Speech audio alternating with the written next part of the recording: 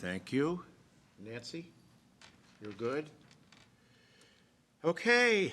Good morning, everyone. Today is Thursday, May 21st, 2020. The time is 11:01 a.m. This is a special meeting to consider going into deliberations pursuant to a public hearing held 2 days ago on the 19th of May. I am officially calling this meeting to order. Attending are Commissioners Duncan, Brooks, and Fillios. Do we have any changes to the agenda? Hearing none. Okay, our one and only action item is to deliberate regarding Parks and Waterways Resolution 2020-38, which was open for public hearing just the other night as referenced earlier. And that's what we'll be discussing today with a potential action item to pass a resolution which effectively would produce an ordinance.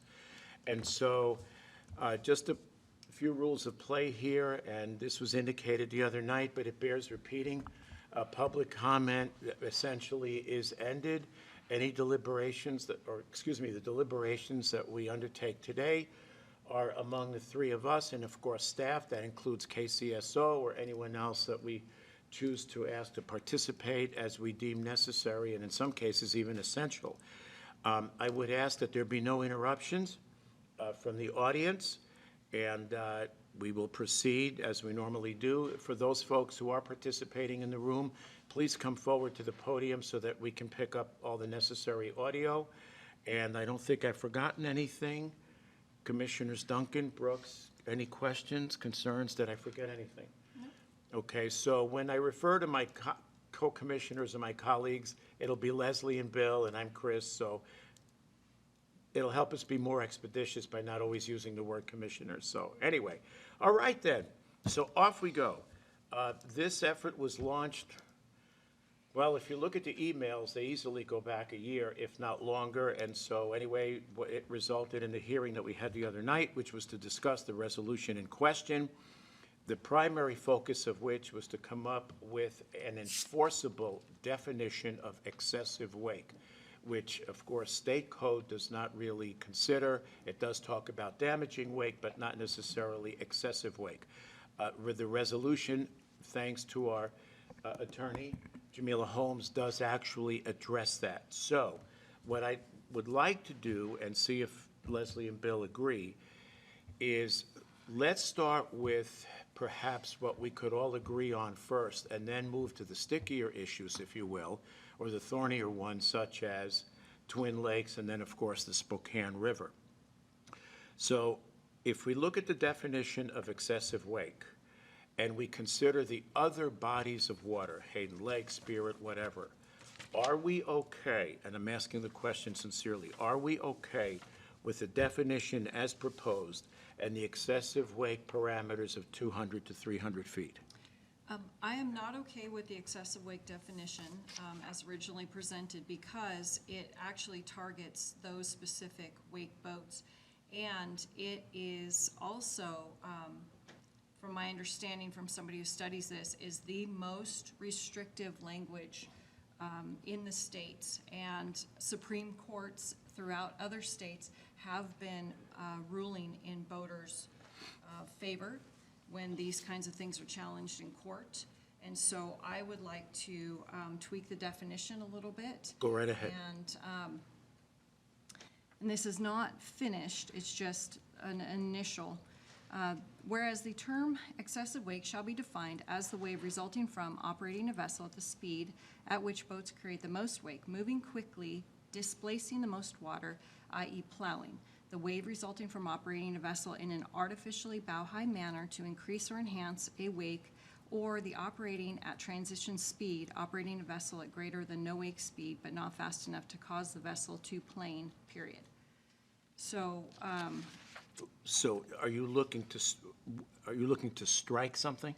yes, so here, actually I can give you Okay. the striked out version. There you go, Bill. Thank you. Okay. Tina, I got one for you. So, and then does anybody else need? Are you guys okay? KCS? I'm so sorry. Yes, Jamila. Give that to Jamila. Okay, so for everybody's reference who might be listening in, we're on the 1, 2, 3, 4, 5th paragraph. Is that correct? Yes. Okay, go right ahead. So the thing that still concerns me is if all wake surfing activity operates with an artificially bow-high manner, then I think that that can't be included either, because I'm not looking to prohibit any activity, if that makes sense. What I'm trying to do is give the sheriff a definition, but not a definition that would preclude an entire activity from our bodies of water. So, okay, so what would you leave in? Go ahead. How would it read? Go ahead. Well, I guess this is just a kind of a question for the deputies, because you see this activity more. I understand there are some boats that will go 7 to 10 miles an hour with a wake surfer, yet their bow won't be high. But the majority, I think, operate bow-high manner, which I don't understand. How does the driver even see? Who wants to come forward, please? Sergeant Ryan Miller, he actually owns the vessel that does this. Sergeant, come right up. So this is Sergeant Ryan Miller, correct? Yes, sir. Go right ahead, sir. Yes, and I have one type of vessel. I don't own all of the, and I haven't driven all of the different types of vessels. I'm also not very tall of an individual, but yes, the bow will come up. It does make it into a manner as long as you're standing and not seated that you can see past the bow. But for the majority of them, they will operate in a bow-high type manner, and that's due to the speed. The speed is generally about a 10-mile-an-hour range. Right. So how would we change this definition so it would not preclude wake surfing, but yet it would still preclude the excess wakes as far as people who are not engaged in an activity? That's when I would want to go ahead and phone some friends here and, Okay. and not speak to my personal opinion on that. Okay? Sergeant Sergeant. Klinkerfuss, Sergeant please. Wolfinger. Yeah, so I guess the only thing that would, with that definition of plowing is referring to, generally what we look at is the larger cuddy cabin type vessels that are going along. They're trying to see the scene. They're trying to, enjoy the day. They're traveling at a slower speed, and they're just not trimming properly. They're not going at a speed fast enough to be on plane, obviously, and their vessel is plowing. It's bow high. It typically precludes their good visual. It's an unsafe operation, and it also creates a large wake. And so that's really the only thing that I could see that definition would target, is those vessels operating not properly planed at a lower speed, bow high. This we would see that and say that is a violation of this ordinance if they were doing that. Do you feel that that activity is a problem on the river? I would say that activity creates the wake that folks do complain about. Okay. So do you feel that this targets wake surf activity? I wouldn't say that definition specifically targets wake boats. Okay. Because when I've observed them, I don't observe them to be so bow high that it's dangerous, that it keeps the operator from observing anything.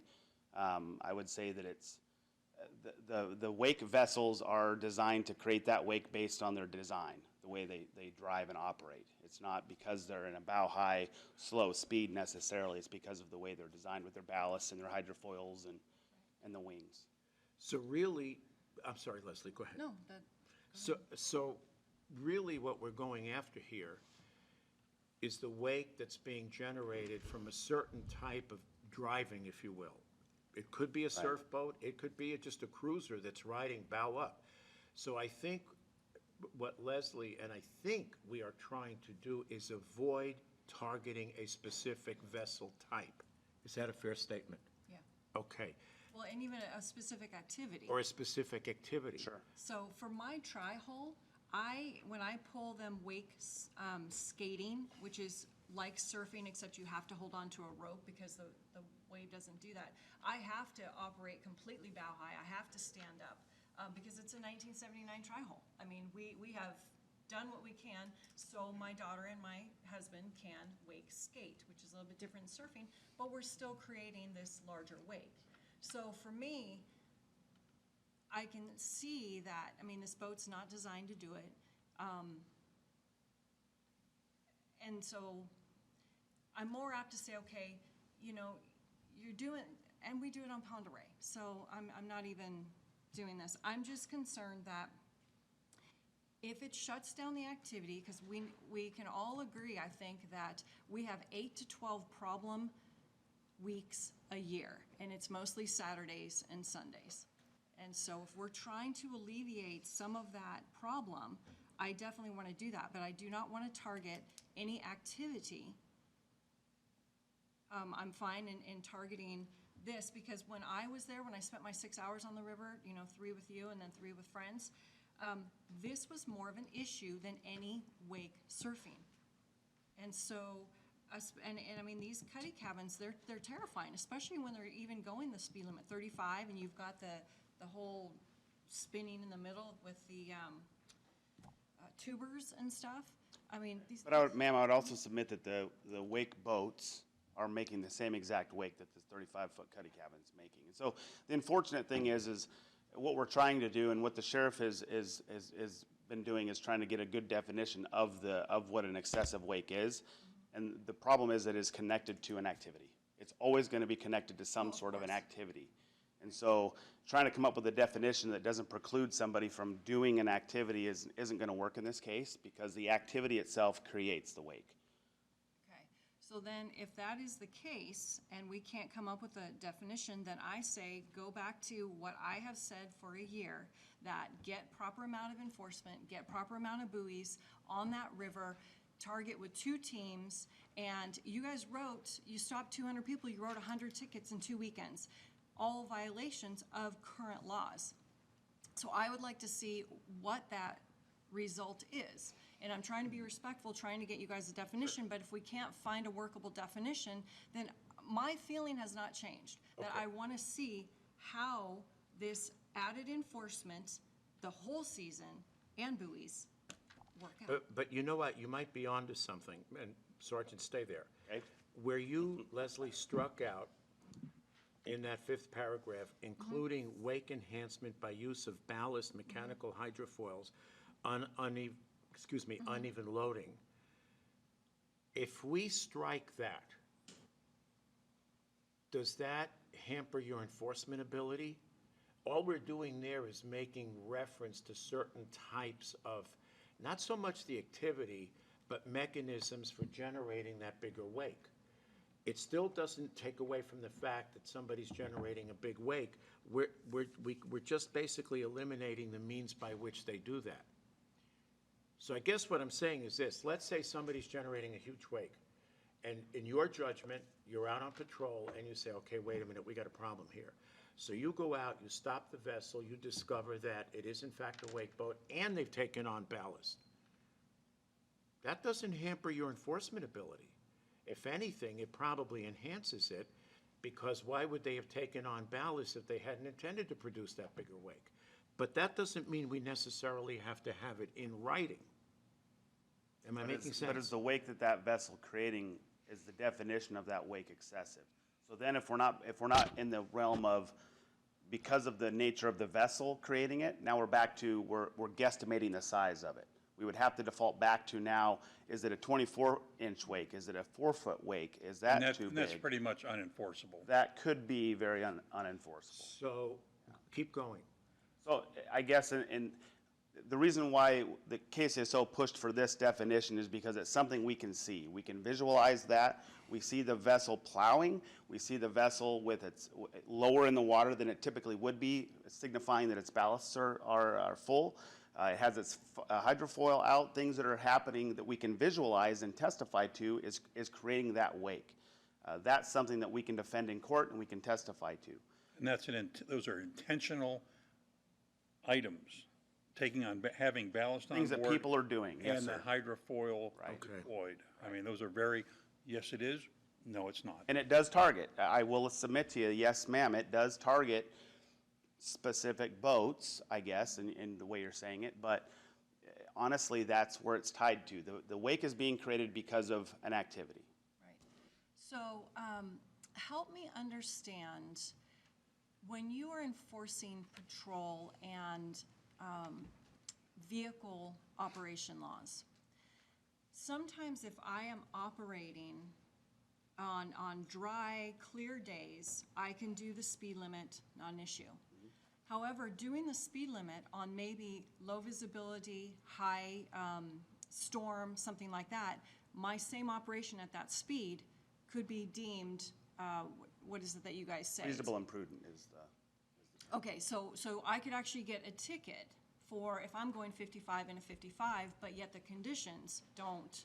If you caused a crash or caused an issue of some sort, you could be cited for Okay, that. so can't we apply that same type of logic to this? Saying that if this is Saturday afternoon at 2 o'clock and I can literally count 75 boats in 3 miles,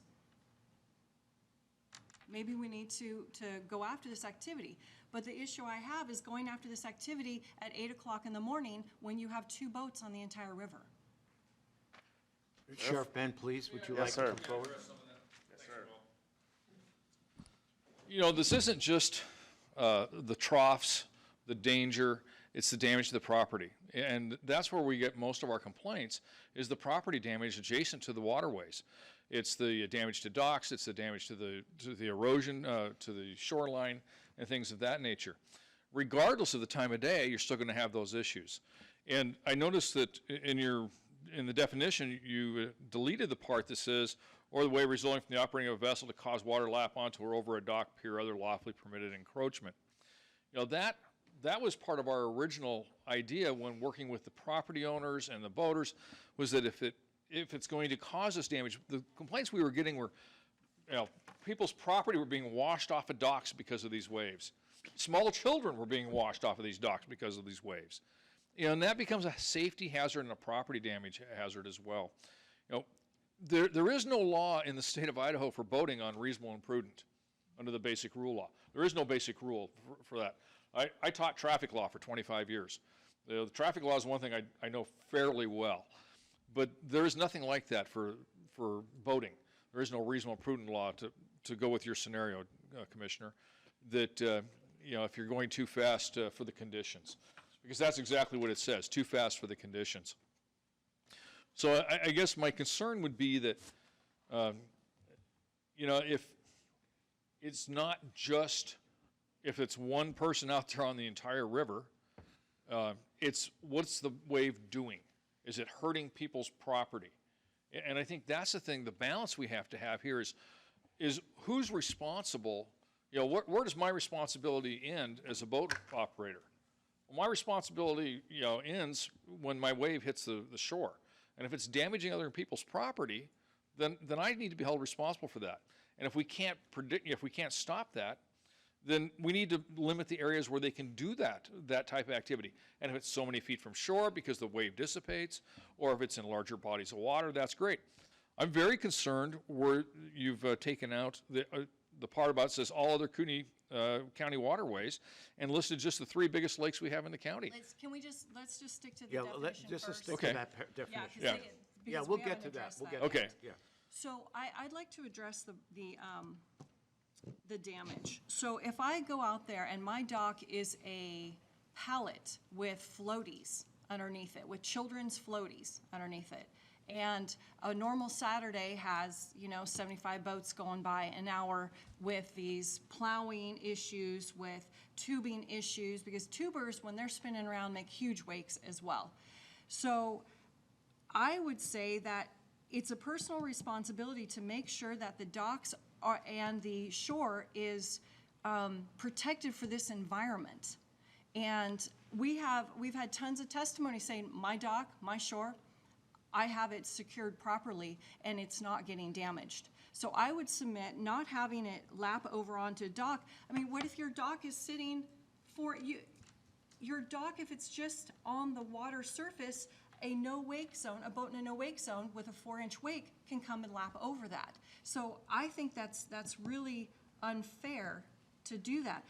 I think our officers, our deputies, know when an excessive wake is not prudent for that time. I understand you're saying there's nothing in code there, maybe we can put it in here. Well, and that's the point that started this thing 6 or 7 years ago, is that there is no definition of what an excessive wake is.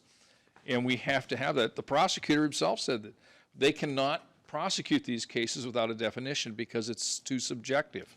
What's an excessive wake to you may not be an excessive wake to me or anybody else in the room. And that's part of the problem. And if I'm not mistaken, and I don't have the specific state code before me. Yeah. But I think state code specifically references damaging wake.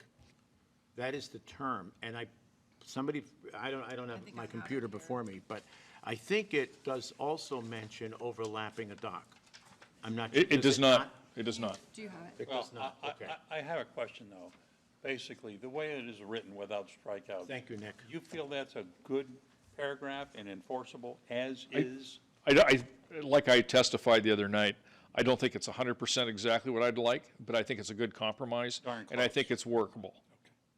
And I appreciate, Workable is Thank you.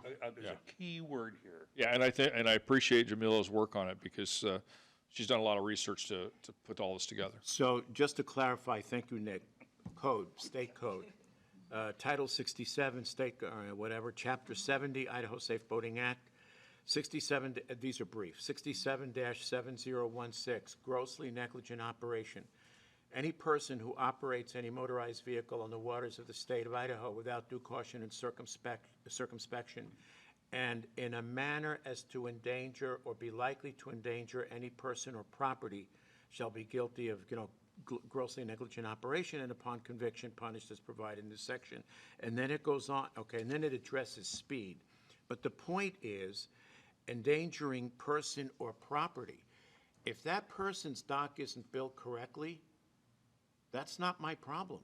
It is still their property, and it should not be damaged.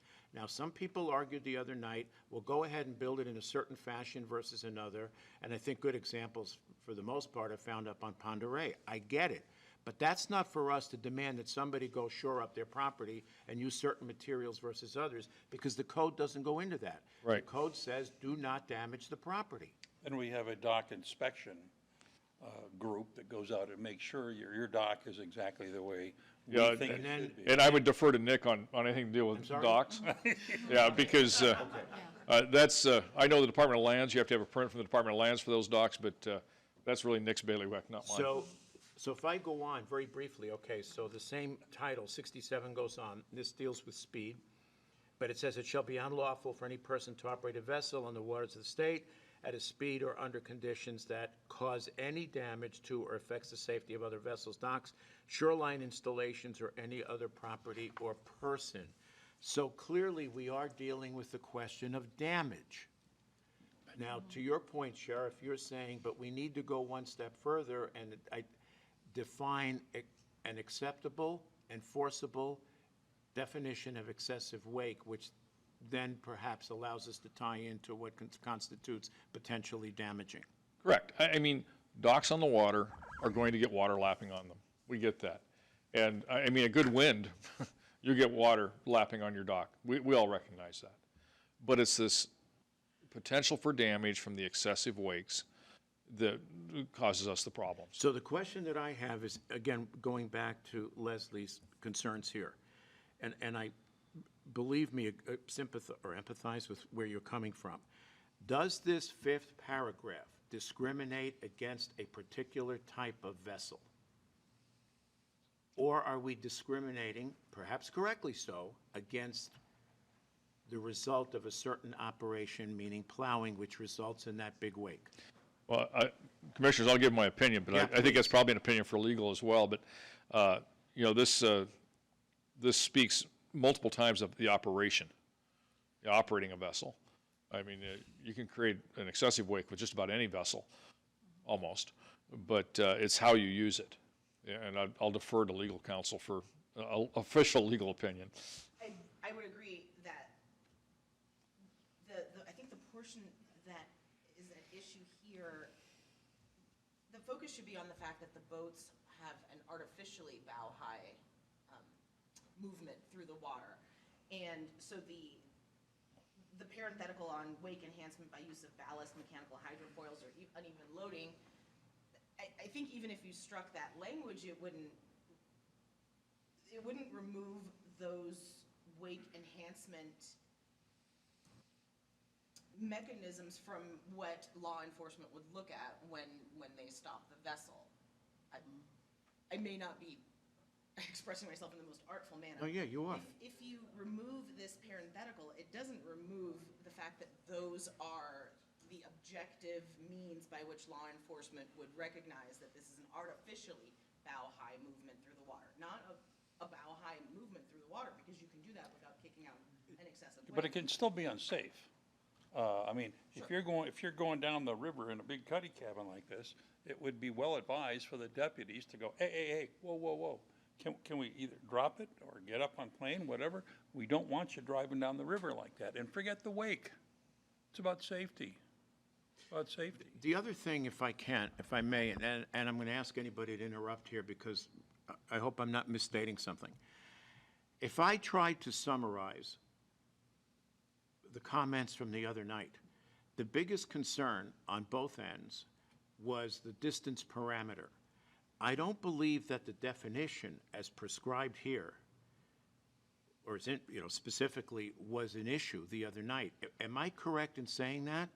I believe the primary concern was the parameter that was set by way of distance. This particular definition, whichever side folks were on, I did not get the impression was an issue.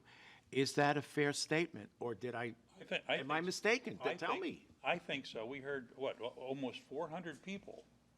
Well, if you include written comments, Written absolutely. comments too, yes, and I agree with you. But my concern is that this will make Kootenai County a target for those groups who have had success in other states by getting this whole thing thrown out. So I'm trying to be a little bit more reasonable and a little bit less.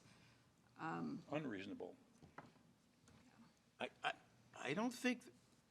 I would urge you not to legislate from the standpoint that someone may Might. bring a challenge. Yeah, thank you. I would also argue that any challenge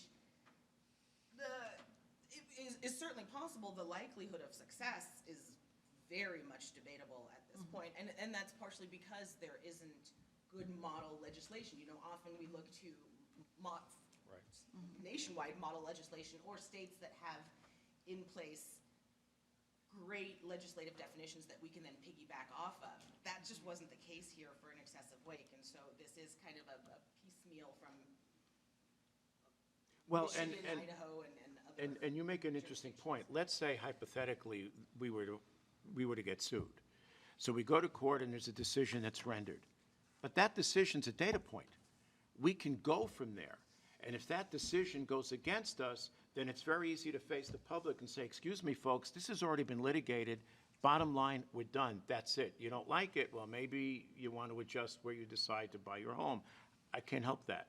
Or in this case, that they open it up to, however many people choose to use the river. Go right ahead. Arguably, the way the Waterways ordinance is set forth right now, if Sheriff Wolfinger or one of his deputies issued a citation, we could all face the challenge of the current Waterways ordinance being void for vagueness or otherwise unenforceable as a matter of law.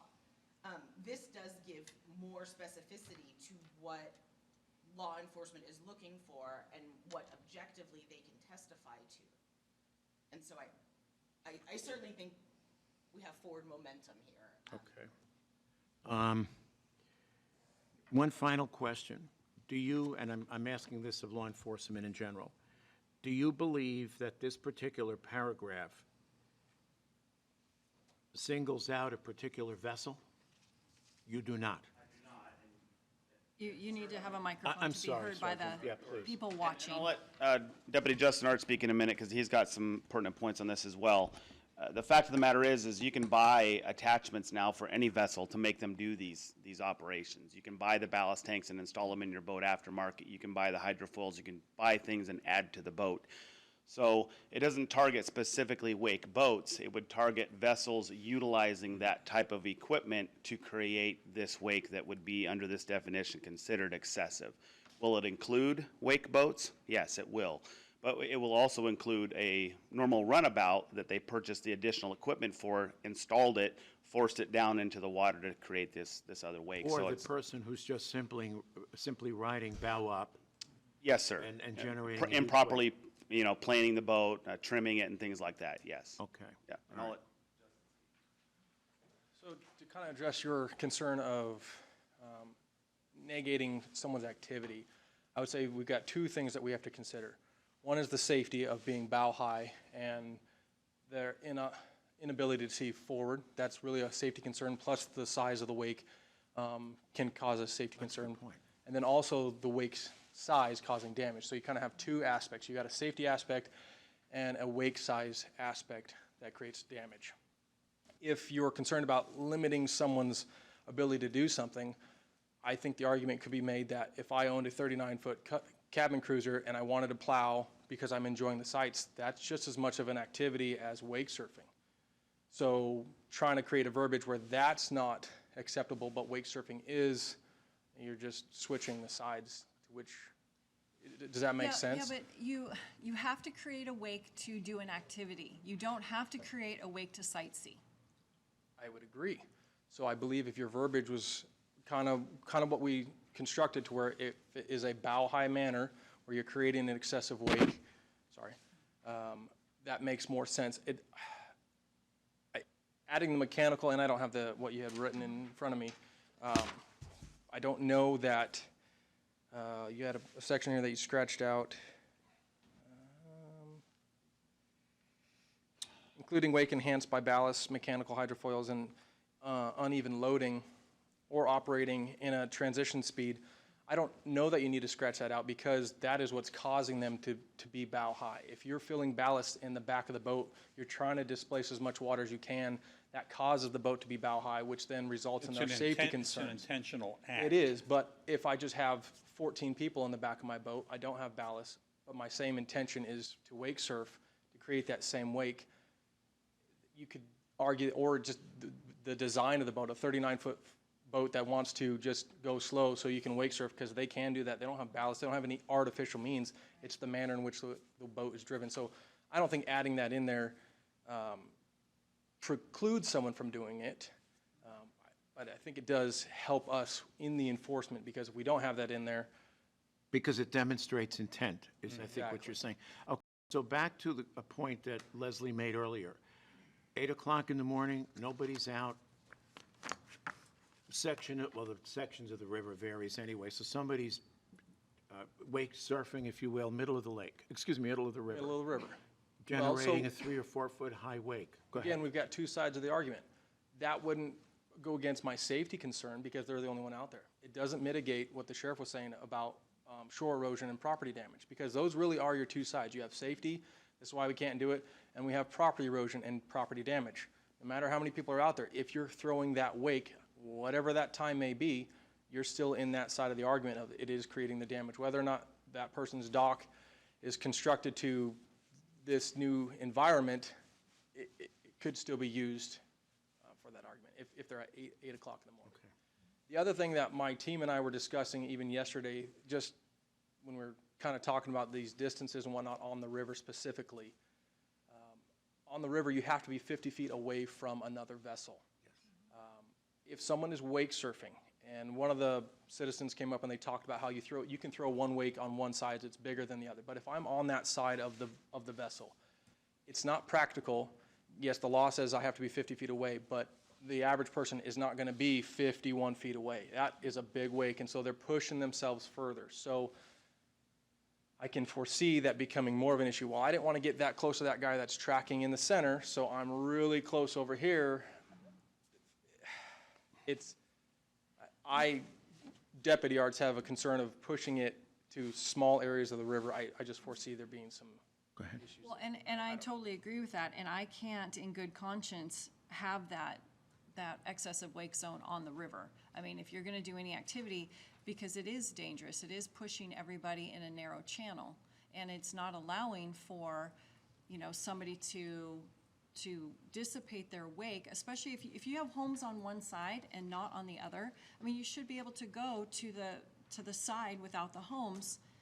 Well, I'm not saying it's not a good step. I'm just foreseeing there could be other issues. There's obviously issues now, and I would think we need to do something now. Okay. However, Well, So and my argument is you are doing something now. You're having two teams on the river the whole season. I hope.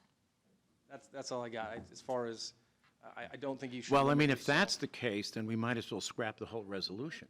which I'm totally fine with, because I I'm gonna wanted, step back now. which, No, no, no, no, no. Now we got it. Okay. well, and I'm okay, I mean, the lakes, I think we can address this year, but I think Spokane is still a unique situation where if we get those two teams out there, I think we're going to see a measurable difference in damage and all kinds of things, because this is not just about excessive wake, it's about people not knowing the rules, period. It's about them already violating the 100-foot rule. It's about unsafe operation. A paddleboarder or a canoer who goes out in the middle of the river at 2 o'clock Saturday afternoon, I mean, they're causing a safety issue. So they should be, I would think, contacted and say, hey, you know what, traffic, you need to stay in the no-wake zone for safety. You know, it is everybody's waterway, and they're not being prevented from. I wanted to ask, Yeah, go right ahead, Bill. I wanted to ask Sheriff, I'm new. Has there been anyone killed on the Spokane River? Ever? And did it have anything to do with? Not for a while. Well, but Yeah, we've had some drownings on the river. due to wake. I can't say that any of them were due to wake specifically. Most of them were due to people not being real smart and a lot of alcohol and or getting in the water below the dam when they shouldn't. That seems to be more often than not. I don't want to have a death and go, you know what we should have done? Well, that's what we're trying to do here is prevent deaths and prevent Then property I damage. suggest you shut the whole river down, because you're not going to prevent deaths Well- just by doing this kind of thing. I mean, are we a right-to-die state or not a right-to-die state? I understand wanting to do something, and the something is getting those deputies out there full-time during the busiest season. We're talking 8 to 12 weeks a year, and we're talking about instituting something that is going to severely restrict activity when it is really a problem 8 to 12 weeks a year. How can I go and approach citizens and say, I'm restricting your activity on a public waterway that 1.7 million Idahoans have access and a right to because of these issues that happen, 12 weeks a year, and our season's so short? Can I address that? Please. I think, well, first, our ultimate response was we think that the river should be a no-tow zone. And that was the ultimate. This was a compromise. This was a compromise. And how do you keep the people off it? Yeah, I keep the people off it because I want everybody to be safe and be able to use the river. I canoed on that river in the 70s, and there weren't near the boats. And you cross the river and you watch out for the speedboats, and that's okay. But we have limited the people's use of that river because of this enhanced waves that we now have. You get a small boat, and I feel bad for the small fisherman in his 12-foot, aluminum boat. I fear the days when those guys capsize, and we do see that. Fortunately, yeah, it's only 12 weeks a year. I get it, but that's our boating season. Yeah, but that's the boating season. That's the yeah, boating precisely. season, and that's what we're dealing with. Something 12 weeks a year. We're not inhibiting these people. Is it a right to be on that river, or is it a privilege?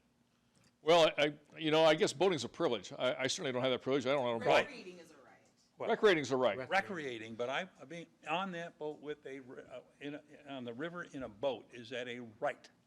No, Okay, just like not driving down the highway it's not a is right. not a right. It's a a With privilege. license. Okay.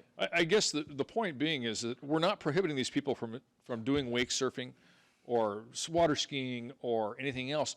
We're just trying to make it as safe as possible on this one small stretch of water. We have 18 lakes and 54 miles of river in this county. And what we're trying to do here is make it as safe as possible in those areas that are narrow and have a lot of traffic. If these people want to go out in Ponderay or in Coeur d'Alene or in Hayden and do this a ways from shore, it's not an issue there. It's just we have this 7-mile stretch of river where it's an issue, and it's narrow. It's relatively narrow. Some of it's 600 feet. Some of it's 350 feet. It's relatively narrow, and there's a lot of traffic on it. And if people want to put in Post Falls and drive up the river and go into the lake and do this, power to them. That's great. We're not prohibiting them from recreating. We're just trying to manage and make it as safe as possible on this portion of the river. So then, I would say that you have just lowered the value of many of these $1 million homes who people buy so they can recreate right outside their back door down in the river. And now you are putting a limit on what types of recreation they can do. And I having think both, that's I can't speak to the assessor's having part of both that. real estate and appraisal licenses, I challenge that. I disagree. One serious accident, and that might have an impact on values. So I think we need to be very careful when we go there. Here's what I'm going to propose. It sounds right now that there are two of us, and I can't speak for you, Bill, so I guess you're going to Oh, have to go speak ahead up, and speak. No. that probably want to leave this in place. I want to leave it exactly as it is. And once again, I think I'm going to hearken back to what I said earlier. If I recall the comments correctly and accurately that we heard the other night, most of the comments, most of the concerns on both sides of the issue had to do with the distance, Distances. not the definition of excessive weight. Right. Please correct me if I'm wrong, if you believe I misperceived that. Okay, but the definition is directly tied into the distances, because if you adopt the definition, that makes the entire Spokane River unable to have any wake surfing activity 24/7, 365. Okay, so that now takes us to the next paragraph. Well, can't we, No, but Leslie's on to a very important point here, because if we agree with this, and if Yes. she's right, and I'm gonna ask KCSO to come forward again, are we basically saying that you cannot generate an excessive wake anywhere on the Spokane River? Once you remove the distance parameter. an artificially enhanced intentional wake? So Nick had something. I'm sorry, Nick, did you wanna come forward? I'll just, I think here will work. Commissioners, and I'll defer to council, but that may apply to all county waterways. So it's something to consider as part of this discussion moves forward. I know we're focused on the river, but I think the ordinance or the language contemplates some Well, other yeah, bodies of and- water. So, and I know we'll get to that, but. No, I think the situation is this. If I can simplify it so we can make some progress. We have to take Twin Lakes and Spokane River for the purpose of the discussion, put this aside just momentarily. I don't think there's an issue with regard to Hayden Lake and the other lakes in establishing the no excessive wake zone going between 100 and 300 feet. I think that we're fine there, at least based on what I heard the other night. Very different story when we talk Twin Lakes and Spokane River. That's my understanding. So if we can at least agree on that distance parameter for those other lakes, are you okay with that? I would still like to go with the three biggest lakes first, because we have not addressed Hauser or Fernan. So, One of the things that it's not being taken into consideration is the chain lakes. And one of the biggest population that I started receiving complaints from last summer towards the end was folks using Rose Lake, Killarney Lake, those lakes, mostly fishermen, and I hate to say it again, but the wake surfers were finding these lakes and now doing those operations on those lakes, making it almost impossible. This is what the folks are reporting to us, for them to fish on these lakes because they're smaller boats, big wakes, and they're being affected negatively that way. I think in the coming years, we're going to start receiving more of those complaints versus just on the Spokane River. So I would recommend that we take into account all the lakes. You know, there's 18 lakes in this county, and and we I need to wasn't take. saying not to take them into account, I'm just saying, let's be specific and take Sure. them into account and not Right. just blanket everything. Right. Some of these other lakes, you know, especially on the chain lakes, they're tiny too. They're small, and there's not a lot of room for this kind of stuff. So Think they're conducive to wake surfing? I'm not going to give an opinion on that. I mean, it's a lake and it's got water in it. I'm not Is going it to take a enforcement? side. I'm not going to take a side and So say that there's- it can be done on that lake and No body can't. of water that's too small to do wake surfing on. There's no my bathtub at home. I don't know, sir. I'm not. Okay, so I'm let just me, saying, I think you gotta Yeah, use let- some common sense here. right. That's Let's for try you to- folks to decide. Let's try to stay on track here. Okay. So again, if we're going to address all lakes, let's go back to Twin Lakes and the Spokane. I think once we get that resolved, the others, I think, fall into place fairly easily. Okay, so if we remove the distance parameter, and I think you've had a discussion with some of the residents, Sergeant, on that topic, does that essentially declare the entire Spokane River as no excessive wake? For the most part, yeah, it really does. So that would include tubing too, because tubers make excessive wakes. if they're using hydrofoils or ballasts or under Or the current artificially high definition. bow Or manner. artificially high And bow. How about when they do their circles and spin? Well, that's I not in the mean, definition, but you could add Right. it. But, I mean, Yeah, I would say that adopting the definition without an additional distance with it is not a good idea. I think they work together. They work in conjunction with both. Yeah, we're going to have to find a way to do that because both sides don't want the distance parameter. So if they don't want the distance parameter, there has to be some other indicator to help you guys enforce. And that then takes us back to the previous paragraph, which would have to remain intact if we remove the 200. Am I making sense? As far, you're saying the definition would remain intact. You'd have to leave the way it- definition intact if we're going to remove the reference to a 200-foot no excessive wake. Because by leaving the definition intact, you have something to work with. It's just that you're not bound by distance. Well, the definition, yeah, I guess, yeah. Yeah, No, go ahead, please. yeah, go ahead. If you take out distance altogether, then they can't operate in that manner anywhere. So middle of Coeur d'Alene Lake, they wouldn't be able to operate in that. So you have to have a distance because it doesn't make sense No, to but not allow them to do that in the middle. of You're the- absolutely right. I'm for the distance parameter on all the other bodies, except for Twin and Spokane River, because folks in the other areas didn't have an issue. So I'm saying, honoring the desires and the wishes of the residents, I think we're fine there. That's why I'm putting that aside. The main issue here for me, I think for all of us, if I interpret it correctly, is Twin and Spokane River. right. And I think Nick had something Nick? to.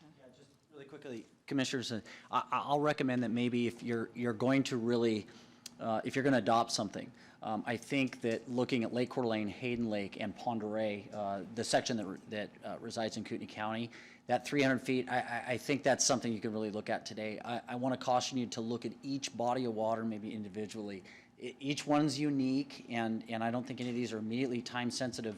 If you put 300 feet, say, on Fernan, and because remember the total distance, right? 300 on each side. So 600 you've feet captured of 600. taking. So you're going to push everyone to the middle again. So I just want to put that on the table so it's at least part of the discussion. The other lakes, larger bodies of water, I think you're good to move forward, and I think that's contemplated to an extent, So then do we Counselor, throw today. Fernan Lake in with Twin and Spokane River? Commissioner, I'm sorry. Do we throw Fernan? I used to live off Fernan Hill Road. I never saw anybody in the water on Fernan Lake. Maybe I'm wrong. The Deputy- reason I've that walked the wa- other lakes within the county are not within our current ordinances, Spokane River and Lower Twin Lake, is because of their distance. Fernan doesn't get as much traffic, and if you Right. actually look at the width of Fernan, it's substantially wide. It's A not. lot wider compared to Lower Twin and the Spokane Right, River. right. So that's why it is not, no other lakes are grouped in with Right. the Spokane River and Twin Lake. But you're still because they don't talking have that about, same- still talking about a 600 feet total of taking. So that's kind of why I just wanted to look at each individual, and we may come to the same conclusion. That's okay there, that's okay there. But for these three, I'm confident and comfortable that Coeur d'Alene Lake, Lake Pend Oreille, and Hayden Lake are, and the citizens and the boaters, they're all good to go with those. Yes. So I'm fine with that. There's also something else to consider. Can we say we have consensus there? You okay with that? Yeah. Okay, go. I mean, we've got to plant some stakes here. We're going to go nowhere. Right, and just to underscore the unique conditions at each lake, Fernan, for instance, on the south side, has no homes. It's all a rocky shoreline. So where you get into the chain lakes, as Sergeant Klinke was pointing to, very flat, And that area is not open to development anyway. and it lends itself to wakes coming up onto shore. So again, that's important that we consider each body of water. Similar to the Coeur d'Alene River, has similar Yeah, but I unique want to conditions. qualify that, Nick. I'm not going to go through, Right. speaking for me, every individual body of water. We're going to be here for another year. I just, If you want to group Fernan in with Twin or Spokane River, I'm okay with that. I understand. I just didn't want, when we start talking about, quote, all county waterways is, okay, yeah, fine. thank you. Yes, sir. Sheriff Ben. I think you're on the right track, Commissioners, with the distance, but my only caution would be, don't do a different distance for every body of water. That's an Yes. enforcement nightmare. It's like, okay, am I on Medicine Lake or am I on Right. Cave Lake? And is this a 75-foot or a 100-foot? I mean, that is a enforcement nightmare. It's a boater's nightmare too. And it's a boater's nightmare. It's a user's nightmare. And, we need to have some regularity in those. And I agree, the larger bodies of water can certainly have something different than the smaller bodies of water. But we need to have a little more consistency. We don't want it to be different with everybody. Thank you. So going back, if we adopt the definition of excessive wake, paragraph, 5, can you enforce? Without the distance. So then that put, If we observe a vessel doing those activities, then if that's the definition of excessive weight, it's gonna be illegal anywhere without a distance. So doing that operation without a distance tied to the ordinance, allowing it to be a certain distance from shoreline, would make that operation illegal on all waterways. Sergeant, can you step to the mic? say that again, please, for So, everyone. adopting the definition by itself with no distance tied into it would make that type of operation by definition illegal on all waterways. There has to be a line in the sand that you can do it out here, but you can't do it in here. If there's none of that, then technically if that's an excessive wake and it's a damaging wake, by Idaho statutes, guidance, and by the ordinance, it would be illegal on all waterways in Kootenai County. Okay, so back to I shouldn't say back. So the Spokane River.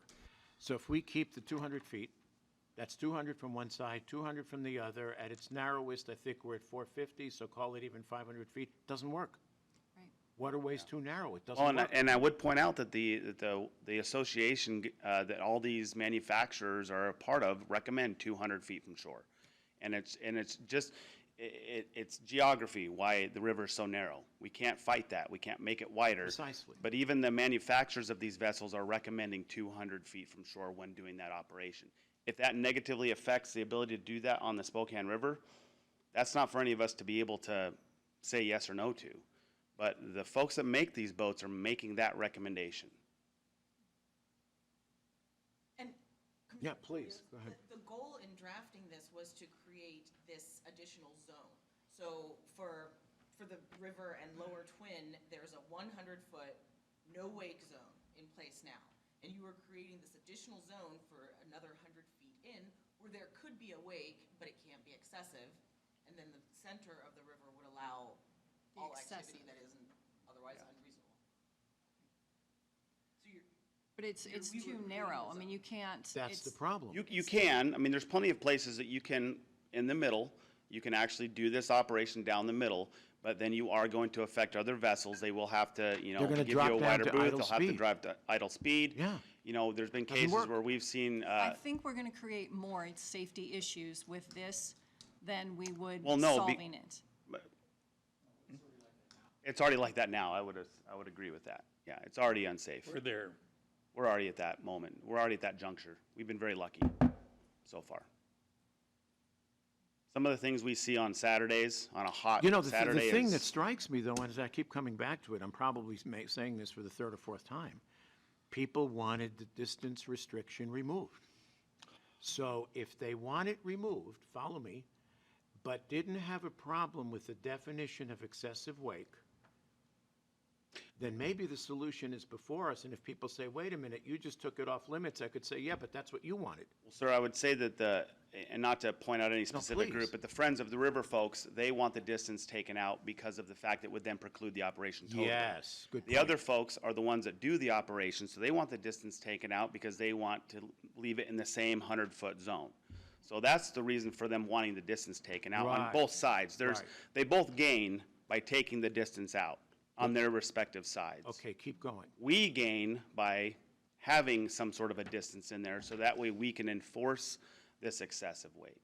Because, yeah, I would say, and I'm sure the sheriff agrees, we don't want to preclude any operation either, or make people not able to do what they need to do, but we also have to balance that with public safety and the ability to recreate, within the confines of what that river gives us. 95 north of Hayden, it was so busy, what did the state do? They added 2 more lanes.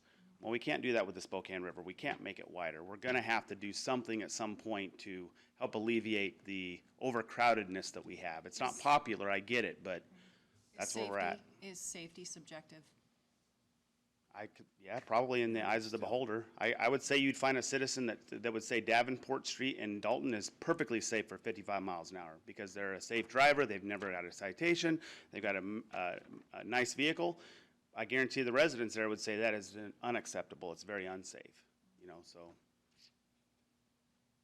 What do you want to see? We would like to see it as written. I think, does that represent you, Sheriff? I think it's a big, big mistake. I think that we're not there yet. I think that just having those two boats, because the one thing that everybody did say was enforcement, enforcement, enforcement. So having you guys out there, I think, is gonna make a world of difference. And I'd really like to take one season to see if that is really true. How were you enforcing it last year? We were enforcing the 100-foot rule on any vessel. It didn't matter what operation they were doing because we didn't have an excessive wake definition. So the vessels that were operating within that 100-foot distance on the river, they were the ones contacted. You mean outside the no-wake zone? Right, yeah. If they were inside the 100-foot zone and they were on it at a wake speed, above wake, when they're creating a wake, then they were contacted and dealt with. All right, Jet skis, wake boats, runabouts. Okay, so what if we do this? Can I ask him one question? Please. Has there ever been an excessive wake ticket issued? For Yes, I can remember one. It was about 10, 12 years ago. Oh, my God. It was a 65-foot large vessel on Lake Coeur d'Alene doing some sort of commercial endeavor, I believe. They were taking a video of some sort, created a huge wake, and it was no doubt, they paid the citation immediately. That's the one time that I can remember All that right, was so even what if we do, enforced. I'm sorry, Leslie, did you Well, want? I just wanted to make the point that it is enforceable. I mean, what we have on the. One books- time in 12 years. And, Okay, yeah, so what if we do this? Yeah. What if we adopt the definition of excessive wake for the other bodies of water and then accepting, not accepting, but accepting Fernan, Twin, and the Spokane River? But adopt the definition of excessive wake because with regard to Hayden, what was it, Lower Ponderay, if I can use that term, or Coeur d'Alene Lake, no issue. Adopt the definition, stay with the 300 feet as proposed right here. Spokane, Twin, Fernan, go back to what exists today. You guys, to Leslie's point, you were doing it last year. Can you continue to do it? Well, I just noticed in here, it's not, if I'm reading this right, the previous draft was 200 feet on the river, but this one says 150? So So is- I had talked to council and we had put 150 in there for ideas. Oh, I see. And so you Okay, got my okay. idea copy. You Okay. didn't get. Okay, yes, ma'am. Okay, Yeah. thank you. And here's the deal. If we do that, we can always convene another meeting. 48 hours, we do not have to go to another public hearing. 48 hours notice, we can convene, and if it's bad, and you guys tell us, guys, we're out of control here, we can stiffen it. It would require a month. I mean, you would publish. Do we still need a notice. 28-day notice? Well, You're amending an ordinance, so you would. Oh, okay, at that point we are. Yeah. but couldn't we enact an emergency ordinance on Yes. the sheriff's There you go. thing? Does that make sense? Yes. Commissioners, let me ask a question about that. Yes, sir. What I just heard you say was that you would adopt the excessive wake definition, and it would apply to all bodies of water except for the Spokane River, Lower Twin, and Fernan. Fernan. Fernand's not an issue, but keep. Yeah, but, so then they could create an excessive wake on those bodies of water, and it'd be okay? Is that what I'm hearing you say? What Well, you're, no, because it's already against the code that we have, and apparently that there is a situation where you guys can write it. And if, Only if they're within 100 feet of the shoreline or a dock. so, hold on a second, help me do this, okay? I'm in a 35-foot cabin cruiser, and I'm plowing like nobody's business, and I have an obvious excessive wake, and you are watching me go down the river. You're telling me you cannot pull me over and you cannot cite me for that? Not currently.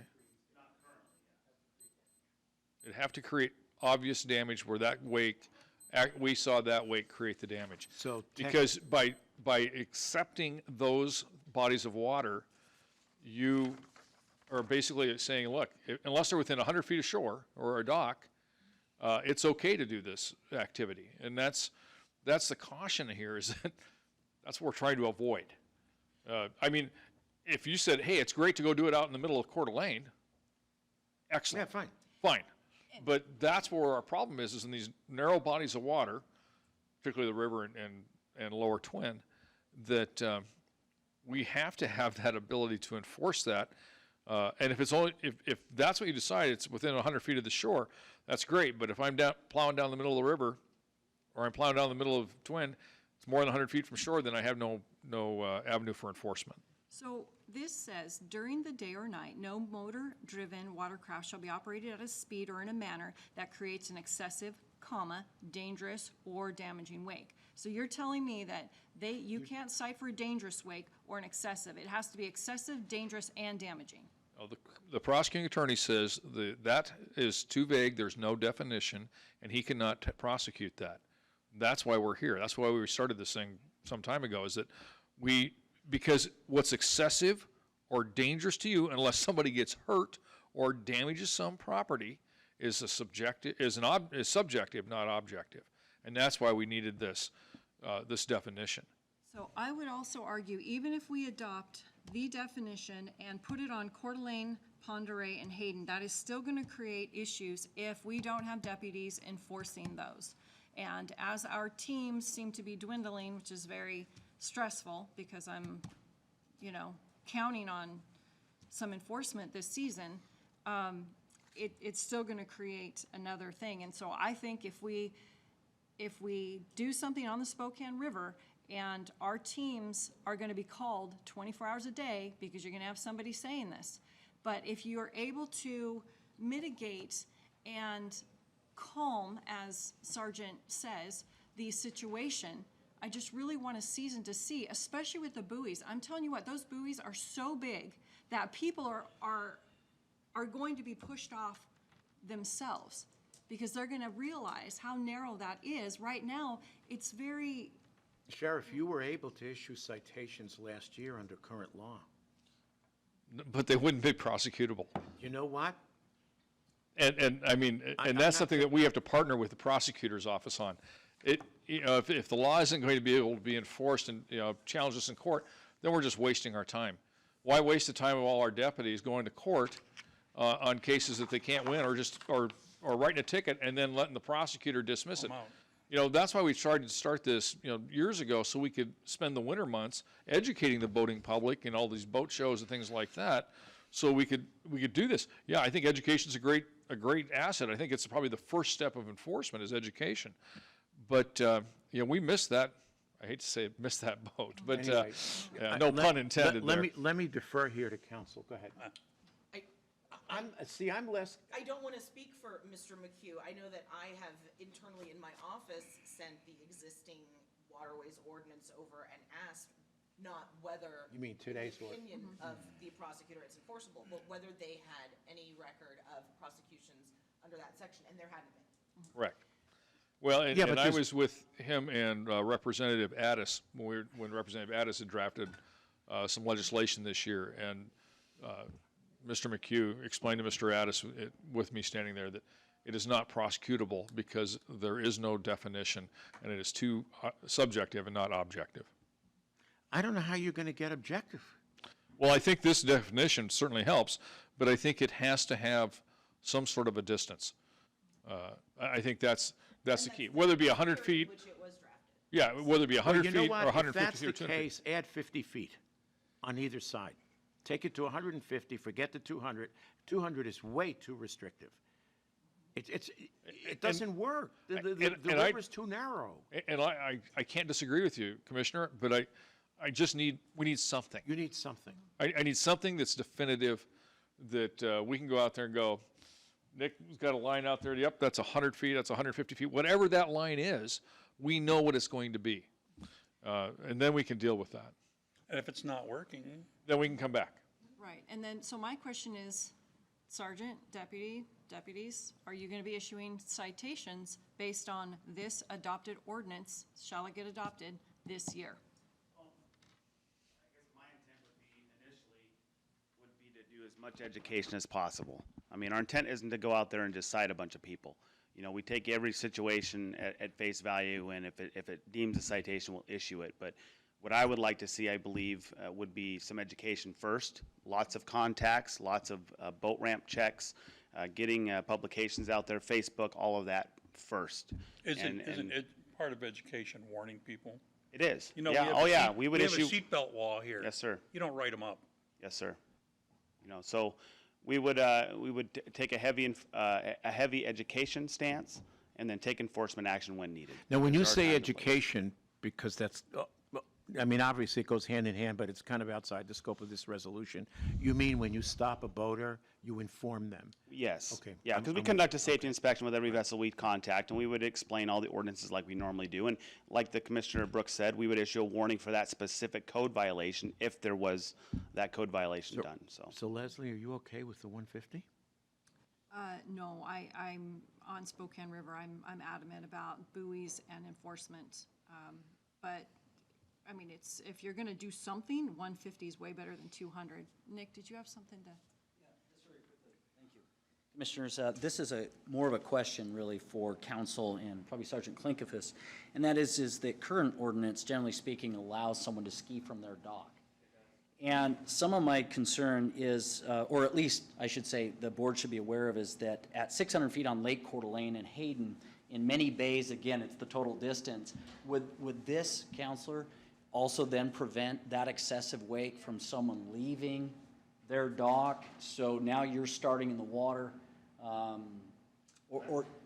and I understand, what's that? Excessive. I understand, Right. so. So there, you make a good point. There may be a conflict between state law and this county ordinance because state law does allow a skier to start from or be dropped off at their dock, which is an exception to the distance issue that we're talking about here. So that would be something probably for, And so right now, the county code prohibits as to all waterways, excepting the Spokane River and Lower Twin, within 200 feet of any shoreline dock, shall be a no wake or 5 mile per hour zone. And then it states, this section shall not apply to any vessel having in tow or otherwise assisting a person on water skis, aquaplane, or other similar contrivance upon start. And I suppose it's my own ignorance about these It's an water exception. sports, but I was under the impression, based on conversations that we've all had in public testimony, that water skiing does not require a wake. generally, It Initially does on starting it does. on startup and takeoff. That's why the exception is But it's present. also, the wake is perpendicular to the shoreline, generally speaking. It's not parallel to. Well, Right. But that's, Again, I Goes would, this I way, would it doesn't rely go- on, I would urge the board to rely on KCSO's experience in differentiating between a wake and an excessive wake. Okay, so And if Deputy we're Arts. talking about go ahead. wake surfers, it's been my experience, they don't start from a dock. You gotta imagine that boat has to get going to create the wake before they can Right, even step off to get going. Whereas a skier, they can get the speed up and get essentially launched into the water and they can go. A wake surfer, it takes time for that boat to start creating a wake where they can now surf that wake. So you don't have the dry start and stops. You could have a dry stop where the boat would come in and the surfer then goes away from the boat to land on shore. In those instances, again, the boat is coming off anyway, so you're not creating that same wake. So, but I think it would fall under the same exception that a skier would have. But that's not a common practice that you see in the wake surfing world. Not that it couldn't happen, we just don't see it. We do see it in skiing, not in wake surfing. It's just not practical with how Not we practical. operate. It makes sense. Nick, did you want to speak? Thanks, that was an excellent explanation, thanks, Justin. My point is that now all of those homes that reside in bays throughout Lake Coeur d'Alene and Hayden, where that might be, not necessarily from the dock, but from their home start, is going to change that activity. I think it's an important piece to discuss, or at least put on the table, that some of those bays are deep, but if they're not wide enough, it's done for those homeowners and those activities. So I just thought I'd share that. And many tubers are bow up because of the speed. They're towing kids. So that would also potentially affect that activity as well. It's not always a circle. Sometimes they're moving fairly slow because you have kids. That would preclude, again, except what council said, excessive is the issue. We're going to be going round and around here, but we've got to get to some resolution, so. Yeah, Bill, please. I am vehemently against anything under 200 feet. Period. So you want to go with the resolution as written. As written. You've got both sides saying they don't like it. Sometimes we make both sides unhappy. Or sometimes it's a really bad law, and both sides recognize it. If I may speak, I think, Please. meeting in the middle on this one, honestly, Commissioner, I think it would be 150 on the river. I think that would be a good compromise for both sides. I think, it would give us something that we can utilize. And secondly, it would be a compromise for all parties involved. Is the water somehow as far as physics are concerned, different on the It is, river it is than not. it is? No, you're right. You're perfectly right in that Okay. comment, but we got to do something at this point, something we can work on. And I think Agreed. 150 is a good compromise. You okay with that? I won't vote for it, no, because I told you, but if you are going to enact something, then 150 is definitely better than 200. Well, I won't vote for it either, for 150, You want 200? 200. We're going to bog down. Go where I'm bogged. not going at 200. Both sides don't want it, I'm not going there. Okay. Or I could argue, both sides don't like it, then it must be good. But I'm not going to do that. The river is too narrow, and we're going to force everybody into the middle, and we potentially are looking at accidents. And I get it from your perspective, KCSO, I genuinely do, I understand, but the river is too damn narrow, and that's part of the problem here. Too So- narrow for some activities. Yeah, but That's the again, please, come forward. One of the things that we're really trying to do is the boater behavior, the behavior of these boaters.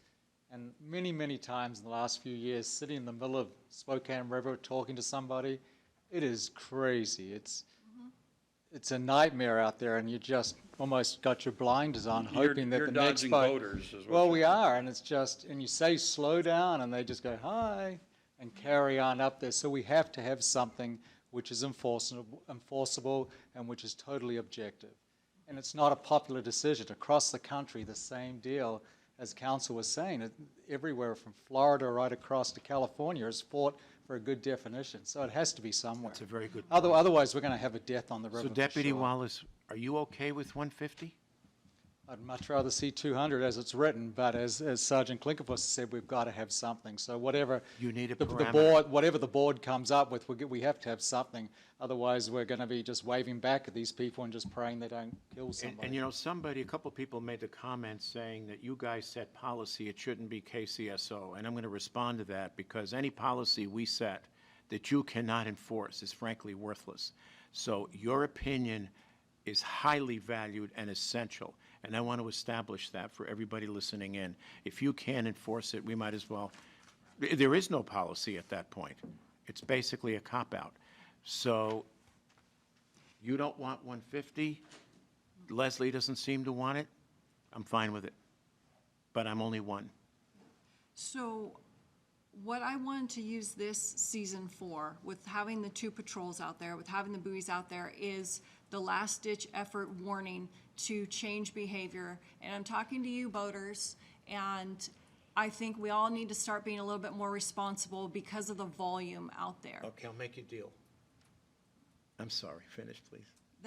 That's it. I mean, this is a personal responsibility issue. We haven't had an accident yet, and I don't want to wait until we do, but I need people to step up, because making laws based on, bad behavior, it's, what's the quote that you were gonna quote? Oh, that was from the other night? Yeah, Oh, I my have it goodness, I here. didn't bring it with me. That's all right, I have it right here. John Condon's last. It was John Yes, Condon's. don't let bad behavior dictate county policy. That So was it. I want the bad behavior to stop, and I think education's a huge part of it. I grew up, I was 4 years old when we got our first boat. I don't know anything different than boater etiquette, and this is why I'm on Pend Oreille consistently. I don't blame you. These people need to have this education until the state comes down, we're one of 5 states, and says mandatory boater education. I think that taking this time on the river, where we have the most volume, to say, look, this is it, this is your last chance before we clamp down and start restricting activities. This is your time to show up and be responsible. Prove to us that you can make this work. Can I clarify something? Please. We have had accidents. We've not had a fatality accident on the river. And I think that's the key, is we've been fortunate not to have a fatality accident. I also want to point out that, we plan on having a river patrol with a second boat on the weekends only. That doesn't cover us daylight to dark. And, you know, many of the calls that I got, and quite frankly, I think many of you commissioners got, were at 9, 10 o'clock at night on a weeknight when I won't have people on the water because I can only work these guys so many Well, yeah, hours in a sure. day. And so understand that, yeah, we can put some extra bodies out there on the water, but we've also got the other, 18 lakes and 17, or. I hear you. And 46 miles of river we also have to patrol. And so yeah, we'll have increased enforcement, but I think a wait and see, and let's see if we can not have another fatality is a bad attitude. I think it's a bad idea. But you're not waiting and seeing because you're having enforcement out there, and we know by But the 2 weekends. But I and- can't enforce what I don't have. And I don't have, right now, is an excessive wake Okay, so definition. And that some sort of a distance has to go with that definition. Okay. So let's try this. Adopt the definition of excessive wake for the bodies of water other than Spokane River, Twin, and Fernan. Proceed as you did last year. I know it's difficult for you. I get it. With a 30-day, at most, 30-day report period. That is to say, give us your report and your conclusions as to what you're seeing on the river. We can always stiffen it up. We can always get more restrictive if we have to. But to Leslie's point, you were doing something last year, whether it was prosecutable, I don't want to go there, okay? I have to, But Commissioner. but it's more than excessive wake. You're not just having an excessive wake problem on the river because you wouldn't have issued 100 citations last year. I get that. I understand, but that's what I'm saying. You have more problems on the river Your than presence on the excessive river is going to have an impact. But it won't have an impact on people who create an excessive wake if it's not a violation, right? And those are the calls I got at 10 o'clock at night. It wasn't the people that were OUI. But what were the 200 citations for? Go ahead.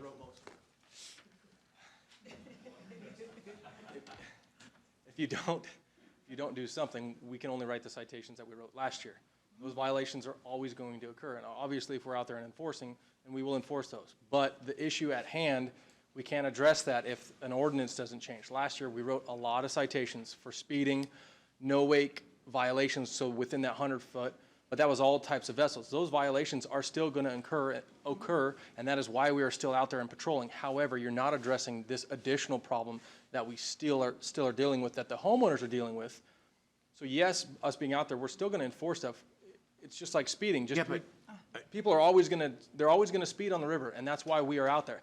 However, us pulling over jet skiers for speed doesn't do anything for the dilemma that we're dealing with right now.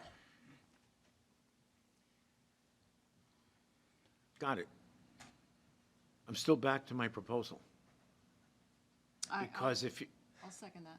yeah, if you come back to us in 30 days and you've issued 350 or 400, and you're telling us we have got a serious issue, we can take action. Go ahead. We have a serious issue. We can take action. Well, I don't need 30 days. I've got 10 years of experience. I don't know why this season's going to be any different. I don't foresee the boaters not being on there and this all of a sudden not becoming an issue. Yes, we're going to have some more teams, but one or two teams, we're going to see a lot more other violations. Yes, we'll be out there, but we're not addressing this problem. So I'm just confused on No, what I you're think you're being looking for. very honest, and I Well, appreciate and what are it. you looking for in 30 days? We're going to tell you, yeah, we stopped a lot of speeders and people that are close to shore, but we still have the same problem that we had last summer, which is why we're trying to address it now. But I would argue that this problem of excessive wake is for a minority of homeowners. Because we heard from a bunch of homeowners who do not have an issue with the excessive wake. We heard from homeowners that we don't go out on Saturdays and Sundays because there's too many people. I've heard from other people, my dock, my shore, everything is great. I don't have a problem with excessive wake. We heard from Karen who said, I like the activity. I want to see all the boats and the enjoyment and the noise and all that stuff out there. So it's, this is why it hasn't been dealt with in the last 10 years, is because there is no easy answer. One of the things that was mentioned earlier was kayakers and paddleboarders. They're boaters too. They have the right to use Yes. the water, and Yes. we're getting many reports, and it was spoke to the other day as well, that these folks are not able to use the river like they want to because of the danger to them while paddle boarding and kayaking. And so it's not just property owners that are giving us complaints about these wakes. It's not just the damage. It is the guys that It's are trying to other folks fish. too, yes. It's the guys, Yes. guys and gals on kayaks, paddle boards. It's a very good cross section. We just don't hear from those folks as much. The property owners are a big deal because it's costing them money. Right. So we hear from them a lot, but it's a lot of folks that we talk to every day. I can't paddleboard anymore. I can't kayak out there. I have to do it in the early Understood. mornings, things Absolutely. like that. So- Okay, Bill, you wanted to speak? Yeah, we have been, we're gonna be talking this baby to death all day long. Because I'm not gonna move on 200, not gonna do it. It's been moved and seconded. We've got industry, out of state, special interest groups agitating people and having us being contacted by people from Tucson and Seattle and Denver to tell us what we should do with the Spokane River. I don't listen to them. Well, I listened to the owners who were actually there, who actually purchased million-dollar homes and multi-thousand-dollar wake surf boats, who actually live here year-round. And frankly, some of them, they go, whenever the water level is enough, they go all the way into when the water level drops in the fall. So let's You know, vote on the question so- that's on the floor. What's the question on the floor? We don't have a motion. You made a motion? No, actually, I No, didn't. no, he didn't. I didn't. I just was telling him that I Yeah. I agree with Yeah, his. no, I didn't his actually thing. make a Well, motion. make a motion. You don't like 150. You don't like 150. Won't do it. Not when the industry recommends 250, 200, I'm saying, but they recommend it. The special interest group recommends 200. And then I But- say that on the river, if you're the only boat, then why wouldn't you be able to do that activity, even if they recommend, if they're still not causing any issues? So I agree, Friday, or Saturdays and Sundays are Okay, nightmares. you know what I'm going to do? I'm going to make a motion. And I'm going to make a motion that we adopt the definition of excessive wake for those bodies of water other than Fernand Twin and the Spokane River, and defer the question on those three bodies of water for 30 days. We're still going to, I'm sorry? Well, the 30-day issue is just because the water isn't even at the level where we're gonna see a lot of activity potentially this weekend. And so I don't know that in 30 days we'll have any kind of answer. It depends on what our June is like, right? That's a good point. It really depends on when the vessel closes the dam. Yeah. Because our boat traffic will pick up after the dam closes. So 30 days from the dam closing. And when is that typically? But we don't know. Oh, it varies, okay. Yes. And I'm happy to do whatever you would like. I do want you guys to clarify what you are having us look for so that I can express it to my guys, so I can be very clear. Even though it's not a violation, I need you to report to me what you are seeing, because I'm not the only one out there. I've got Okay. 17 guys that I'm dealing with. So what I'm going to do, all right, is I'm going to make a motion. It's probably going to get defeated, but I'm going to make the motion anyway because we need to get it on the floor, okay? And so, bear with me, because this hopefully won't get too lengthy, is with regard to Resolution 2020-38, I would move that we adopt as written, including the contentious definition of excessive wake in paragraph 5, but that definition to apply as is. And moving on to, I guess it would be paragraph 6, that we adopt a minimum distance of not 200 feet, but 150 feet for Spokane River, Fernand Lake, because it's Lower Twin, is that correct, or just Twin Lakes? But for the other bodies of water as written, which is no excessive wake between the I guess it's the 200 and the 300-foot section. So we're looking at a 150 minimum on Spokane River, Fernand Lake, and Twin, and the other bodies of water go out to 300 feet excessive wake. So we're going, you have a 200, no wake, so we're going to 300, no excessive wake. Because what I heard the other night, I didn't hear any opposition to that from the people on Hayden.